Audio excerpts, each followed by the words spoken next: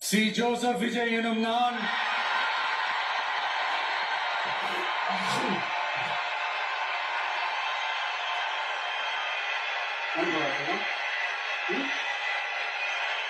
சட்டப்படி அமைக்கப்பெற்ற இந்திய அரசியல் அமைப்பின்பால் உண்மையான நம்பிக்கையும் மாறா பற்றுமை என்றும் இந்திய நாட்டின் ஒப்பில்லாத முழு முதல் ஆட்சியையும் உரிமையையும் நிலை நிறுத்துவேன் என்றும் தமிழ்நாட்டு அரசின் முதலமைச்சராக உண்மையாகவும் உளச்சான்றின்படியும் என் கடமைகளை நிறைவேற்றுவேன் என்றும் அரசியல் அமைப்பிற்கும் சட்டத்திற்கும் இணங்க அச்சமும் ஒருதலை சார்பும்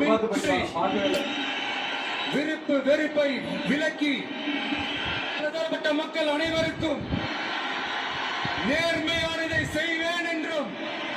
ஆண்டவன் மீது